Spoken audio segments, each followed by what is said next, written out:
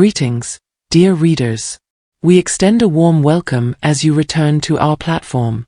Today, our discourse delves into a subject of profound interest: the daily conduct of narcissists when faced with the decision of no contact. This intriguing exploration sheds light on the psyche of self-centered individuals and their reactions to complete cessation of communication. Whether your association with a narcissist spanned a brief period or endured through the ages, the choice of going no contact yields diverse repercussions, contingent upon the depth and duration of your bond. Our focus today lies in elucidating these intricacies, offering insight into the potential outcomes should you muster the courage to sever ties with a narcissistic counterpart. Upon severing all ties with a narcissist, their ensuing behavior follows a predictable pattern. They assign the responsibility of reconnection solely to you, absolving themselves of any obligation. Initially, they exude confidence, believing they possess the prowess to erode your determination, buoyed by the misconception of superiority over you and the misguided belief that your emotions render you susceptible to manipulation. They remain steadfast in their anticipation of your eventual capitulation, eagerly awaiting the moment when you extend the proverbial olive branch. Why are you so sure? Since they see you as the emotional, caring person, the one with a heart. For them, this means you are weak. They are hoping that your mental strength will weaken and that you will give in to their charms. So, it's very important to stick to your choice to completely avoid contact. It's exactly what it sounds like. No touch means no communication at all, no matter what. Whether it's their birthday or the birthday of their dear mother, with whom you get along well, not contacting them at all is a clear sign that you no longer want to be in a relationship with them. When you tell a narcissist you won't talk to them or contact them, don't expect them to lose sleep over your absence. Since they're not very good at empathy, your leaving won't bother them too much. Instead, they quickly change their minds and start looking for someone else to fill the hole you've left. Most of the time, they've been working on a backup plan while they've been with you because they hate the thought of being alone. They are always looking for praise and approval, so when you break up with them, they easily move on to the next person they want to date. It's possible that they've even thought of a few backup plans in case something goes wrong. Once they can't see you, they quickly start using their new supply, enjoying the thrill of the unknown while planning an escape route in case their latest project fails. During this time, your health doesn't really cross their minds. But if their relationship with the new source of support goes bad or doesn't work out the way they want it to, they might think of you again. For narcissists, closure isn't important because they like to keep their choices open. They would only think about running away during a terrible, chaotic fallout. Even though some of them don't come back, a lot of them do. How likely they are to come back depends on how bad the breakup was and whether you have something they want.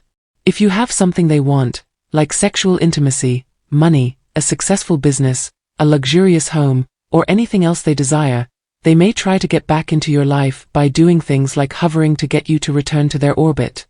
This move is usually made when they are tired of their most recent victory or feel far enough away from their past mistakes to think you have forgotten about them. Think about this. You broke up with them because you caught them playing mind games or thought they were cheating on you. They find a new focus and decide it's time to come back into your life after a short break. It's time for the hoovering phase. All of a sudden, your email is full of notes like I miss you. Gee, how have you been? Jandy, long time no talk. It's a clear attempt to get you back in, avoiding the problems that made you pull away in the first place. For them, it's like nothing happened. Right now, you're struggling with the fact that the nice persona they used to put on was just a mask. Their big vows of a future together didn't come true, and it broke your heart. Because you chose radio quiet, you are now alone and don't have a backup plan. All the while, you are healing from the loss of a love you truly believed in. It's been a rough time since then, full of heartache, confusion, and the constant question of how they went from deeply loving each other to not caring about each other apparently overnight. Once they know they have you again, they stop making those sweet moves. They don't need to keep up the act if they already think they have your loyalty. This starts the search for new prey, which is an endless game where happiness is hard to find, even when things seem perfect with you. Think of their minds as busy markets that are always looking for new ways to get your attention while keeping you on hand as a safe backup. As soon as you find out about their schemes and cut ties with them, they quickly move on to a new target. They'll probably try to bring you back into their circle at some point, whether you know it or not. Do narcissists feel your absence during no contact? This is a question that comes up a lot. When you try to understand their mind, you find that it is very different from your own. They might remember the nice things you did for them, but they won't want you as a person or as their true love. If they loved you, they wouldn't put losing you to someone else at risk. Believe me, I've seen enough to know this to be true. It would be hard for a narcissist to give up someone they really cared about. Narcissists always put themselves first, even if they pretend to care or like someone else. They'll be so excited about their new source of attention that they won't even think about your well-being. Many people think you'll always be there for them, dedicated to them and never interested in another admirer. They seem sure that even though the link has been cut, you'll be looking forward to their return from seeking greener pastures.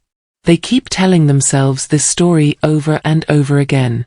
Narcissists, on the other hand, are very upset when they find out that you're dating someone new. It's the harsh realization that someone else has taken over the attention they used to have. How upset they are depends on how busy their own life is. They won't even give you a second thought because they have so many fans. But when things are bad or you're by yourself, they'll try to get you back in a number of ways, from using sweet words to try to spark your sense of attraction again. When a narcissist tries to make peace, think about this. If someone really loved or cared about me, they wouldn't have put our relationship at risk in the first place. If someone was really interested, they would have tried to find an answer instead of disappearing and then showing up again later. If you tell a narcissist you won't talk to them again and they don't get back in touch for a long time, it could mean that their supposed connection to you wasn't as strong as they said it was. Don't forget that narcissists put themselves ahead of everything else. When they try to get back into your life, it's usually because they've failed elsewhere or still want you. They may see this as a chance to take charge or trick you again, so they're probing to see how easily you can be manipulated. Just talking to them shows that you might be willing to fall for their tricks. Think about the lies, manipulations, and possible betrayals that happened in past interactions. It's possible that they sold a skewed and false version of reality. Going back to talking to them will only make their bad behavior worse. They may sometimes use their physical beauty to try to win your love back, thinking that their charm will work just as well as it did the first time. However, physical beauty is not the same thing as real worth.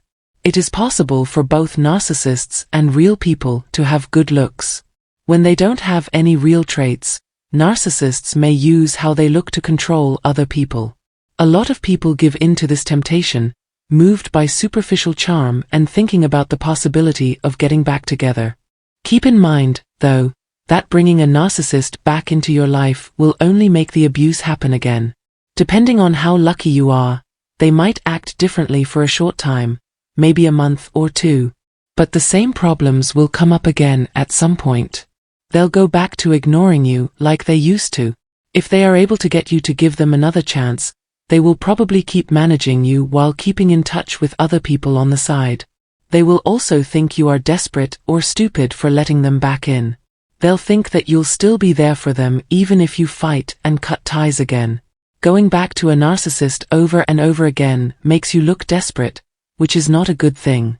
For each time you make peace with them, it shows that you're okay with their behavior, which makes them value you less. It's important to deal with problems in your relationship right away. Even though arguments are unavoidable, long breaks can do a lot of damage to your relationship. During these breaks, both people may hang out with or even date other people. Concerns about new links made during the break may come up when the two people get back together after being apart for a while. This makes the problems that led to the break even worse. If you can't agree on how to solve the problem, the connection might not be meant to last. This is especially important in close relationships or marriages with kids, where talking about problems is very important. Children are deeply affected by how their parents interact with each other, which shows how important it is to solve disagreements. Also, think about what your choices will mean for others. Unfortunately, a lot of people act without thinking about the bigger effects on their ties with others, including their family. If you choose not to talk to them, make sure you cut off all ties for good. Say goodbye, admit that the relationship was unhealthy, and understand that the bad times you had with the narcissist trumped the good ones. Any good relationship is built on trust, and constantly worrying about emotional harm is not a healthy way to live. It might feel scary and lonely to take the no-contact method, but it's much better than wasting time on a bad relationship.